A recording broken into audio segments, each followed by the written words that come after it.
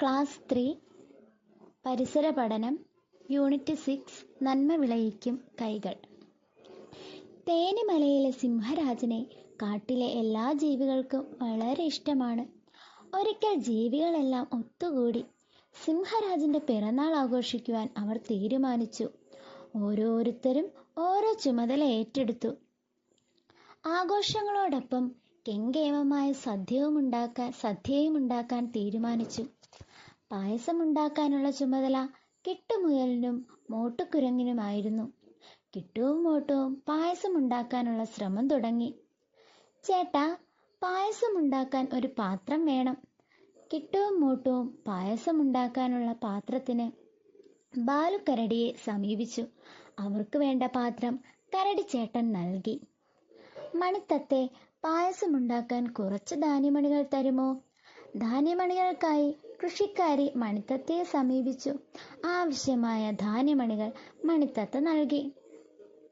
നല്ല ഉണങ്ങിയ കുറച്ച് വിറക് വേണമല്ലോ പുലിയച്ച. വിറകിനായി മരംവെട്ടുകാരൻ പുലിയച്ചനെ കണ്ടു. ആവശ്യത്തിനുള്ള വിറക് പുലിയച്ചനും നൽകി. കുഞ്ഞിപ്പൂച്ചയെ, കുറച്ച് പാലും പഞ്ചസാരയും വേണമല്ലോ. കാട്ടിലെ മിടുക്കിയായ കച്ചവടക്കാരി കുഞ്ഞിപ്പൂച്ച പാലും പഞ്ചസാരയും നൽകി. കിട്ടുവിനും മോട്ടുവിനും സന്തോഷമായി. കിട്ടുവും മോട്ടുവും തയ്യാറാക്കിയ പാൽപ്പായസം കാട്ടിലെ കൂട്ടുകാർക്കെല്ലാം ഇഷ്ടമായി. പാത്രം നിർമ്മിക്കുന്ന ബാലുക്കരടിയും കൃഷിക്കാരി മണിത്തത്തയും വിറകുവെട്ടുകാരൻ പുലിയച്ചനും കച്ചവടക്കാരി കുഞ്ഞിപ്പൂച്ചയും സഹായിച്ചിരുന്നില്ലെങ്കിൽ അവർക്ക് പായസമുണ്ടാക്കുവാൻ കഴിയുമായിരുന്നോ? സഹായം ചെയ്ത എല്ലാവർക്കും നന്ദി പറയാൻ കിട്ടുവും മോട്ടുവും മറന്നില്ല. സിംഹരാജന് സന്തോഷമായി. കാട്ടിലെ എല്ലാ ജീവികളെയും സിംഹരാജൻ അഭിനന്ദിച്ചു.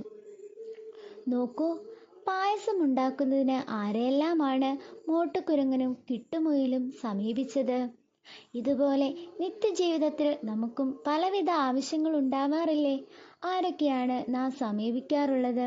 പട്ടിക പൂർത്തിയാക്കൂ. തൊഴിലുകൾ: തൊഴിൽ ചെയ്യുന്ന ആൾ. തൊഴിലുകൾ: വസ്ത്രങ്ങൾ തയ്ക്കുന്നത്, തൊഴിൽ ചെയ്യുന്ന ആള് തയ്യൽക്കാരൻ. വാഹനങ്ങൾ ഓടിക്കുന്നത് ഡ്രൈവർ. രോഗികളെ ചികിത്സിക്കുന്നത് ഡോക്ടർ. രോഗികളെ ശുശ്രൂഷിക്കുന്നത് നേഴ്സ്. കൃഷി ചെയ്യുന്നത് കർഷകൻ. നമ്മുടെ നാട്ടിലുള്ള ചില തൊഴിലുകൾ ശ്രദ്ധിക്കൂ. ഇവയിൽ ഏതൊക്കെയാണ് നിങ്ങളുടെ പ്രദേശത്ത് ഉള്ളതെന്ന് പരിസര പുസ്തകത്തിൽ എഴുതി ചേർക്കുക. രോഗികളെ ചികിത്സിക്കൽ, മൺപാത്രം നിർമ്മിക്കൽ, കയർ നിർമ്മിക്കൽ, കുട്ട, മുറം നെയ്ത്ത്, പലഹാരം നിർമ്മിക്കൽ, അധ്യാപനം, കൃഷി, മരപ്പണി, ക്രമസമാധാന പാലനം, സ്വർണ്ണപ്പണി, വാഹനമോടിക്കൽ, തുണി നെയ്ത്ത്, കെട്ടിടം നിർമ്മിക്കൽ, ചെരുപ്പ് തുന്നൽ, മത്സ്യബന്ധനം, റബ്ബർ ടാപ്പിംഗ്, ഫർണിച്ചർ നിർമ്മിക്കൽ, പാറ പൊട്ടിക്കൽ, തേയില നുള്ളൽ, കേസ് വാദിക്കൽ, മെഴുകുതിരി നിർമ്മിക്കൽ, ഫോട്ടോ എടുക്കൽ, പത്രവിതരണം, വാഹനം നന്നാക്കൽ. ഇതിൽ ഉൾപ്പെടാത്ത മറ്റെന്തെല്ലാം തൊഴിലുകൾ നിങ്ങളുടെ പ്രദേശത്തുണ്ട്? എഴുതൂ. നമ്മുടെ നാട്ടിൽ വിവിധ തരം തൊഴിലുകൾ ഉണ്ടെന്ന് കണ്ടല്ലോ. ഉപജീവനത്തിന് തൊഴിൽ അത്യാവശ്യമാണ്. എല്ലാവരും തൊഴിൽ ചെയ്യുമ്പോഴാണ് നാടിന് പുരോഗതി ഉണ്ടാകുന്നത്. വിവിധ തൊഴിലുകളിൽ ഏർപ്പെട്ടിരിക്കുന്നവരുടെ സേവനം നമുക്ക് ആവശ്യമാണ്. അതുകൊണ്ട് തന്നെ എല്ലാ തൊഴിലുകളും ഒരുപോലെ പ്രധാനമാണ്. പല കൈകളിലൂടെ. നിങ്ങൾ നെൽകൃഷി കണ്ടിട്ടുണ്ടോ? കതിരണിഞ്ഞ് നിൽക്കുന്ന നെൽപ്പാടം കാണാൻ എന്ത് ഭംഗിയാണ്. നിങ്ങളുടെ പ്രദേശത്ത് നെൽപ്പാടങ്ങളുണ്ടോ? നമ്മുടെ വിദ്യാലയത്തിൽ എത്തുന്ന ഉച്ചഭക്ഷണത്തിനുള്ള അരി ഇത്തരം നെൽപ്പാടങ്ങളിൽ നിന്നുള്ളതാണെന്ന് നിങ്ങൾ ഓർത്തിട്ടുണ്ടോ? നെൽകൃഷിയുടെ ഘട്ടങ്ങൾ എന്തെല്ലാമാണ്? നിലമൊരുക്കൽ, വിത്ത് വിതയ്ക്കൽ, ഞാറ് നടൽ, വെള്ളവും വളവും നൽകൽ, കള പറിക്കൽ, നെല്ല് കൊയ്യൽ, കറ്റമെതിക്കൽ. എത്ര തൊഴിലാളികളാണ് ഇതിനായി പണി ചെയ്തിട്ടുണ്ടാവുക. പാടത്ത് വിളയുന്ന നെല്ല് അരിയായി നമ്മുടെ കൈകളിലെത്തുന്നതിന് ഇനിയും നിരവധി തൊഴിലാളികളുടെ അധ്വാനം ആവശ്യമാണ്. താഴെ കാണുന്ന ചിത്രങ്ങളിൽ നിന്ന് അവർ ഏതൊക്കെ തൊഴിലുകളാണ് ചെയ്യുന്നതെന്ന് കണ്ടെത്താമോ? ഇതുപോലെ വസ്ത്രവും നിങ്ങളുടെ കൈകളിൽ എത്തുന്നത് നിരവധി ആളുകളുടെ പ്രയത്നഫലമായിട്ടാണ്.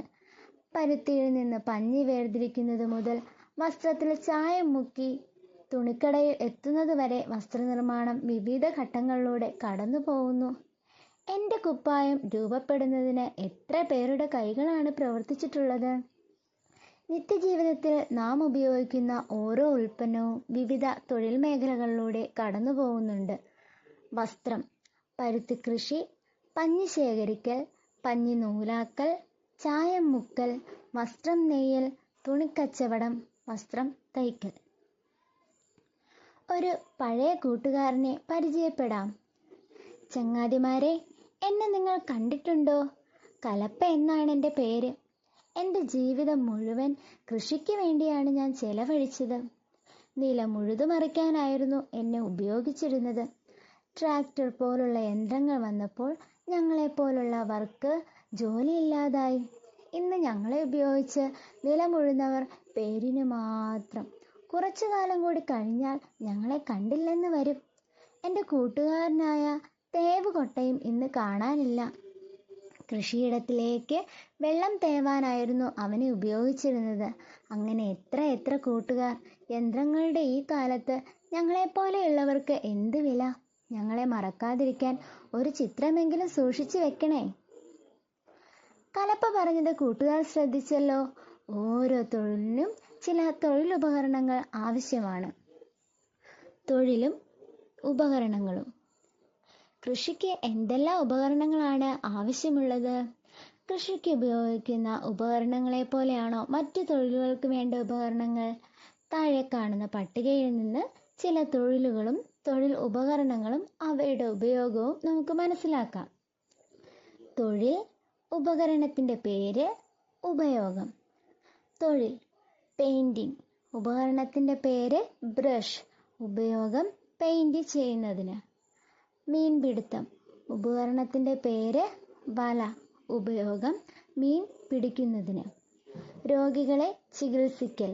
ഉപകരണത്തിൻ്റെ പേര് സ്റ്റെതസ്കോപ്പ്. ഉപയോഗം രോഗനിർണയത്തിന്. മരപ്പണി. ഉപകരണത്തിൻ്റെ പേര് ഉളി, ചുറ്റിക. ഉപയോഗം തടി ഉപകരണങ്ങൾ നിർമ്മിക്കുന്നതിന്. നമുക്ക് ചുറ്റും നിരവധി തൊഴിലുകളുണ്ട്. അവ എളുപ്പമാക്കുന്നതിന് വിവിധ ഉപകരണങ്ങൾ ഉപയോഗിക്കുന്നു. വിവിധ ആവശ്യങ്ങൾ പരിഗണിച്ച് ചില ഉപകരണങ്ങൾ യന്ത്രങ്ങൾക്ക് വഴിമാറി. താഴെ കൊടുത്തിട്ടുള്ള തൊഴിലുപകരണങ്ങൾ കാണുക.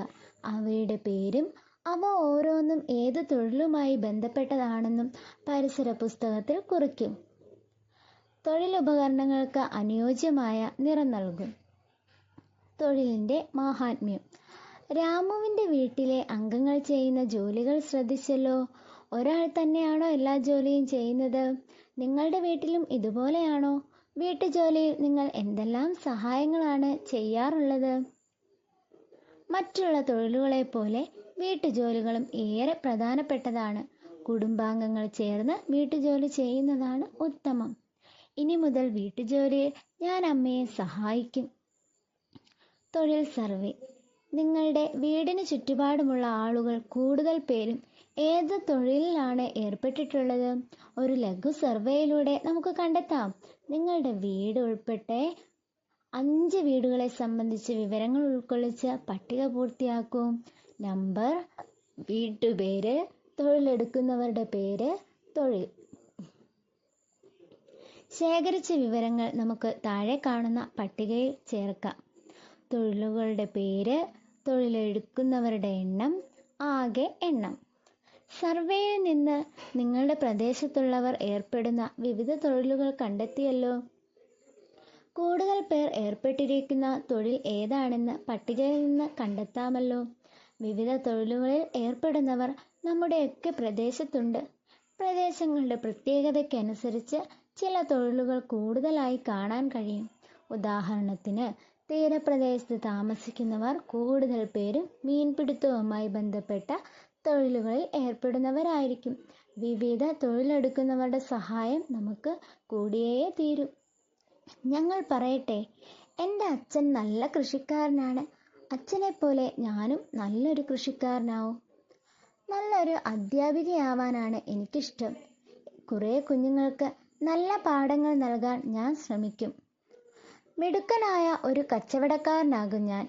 എൻ്റെ നാട്ടുകാർക്ക് വേണ്ട എല്ലാ ഉൽപ്പന്നങ്ങളും എൻ്റെ കടയിലുണ്ടാകും.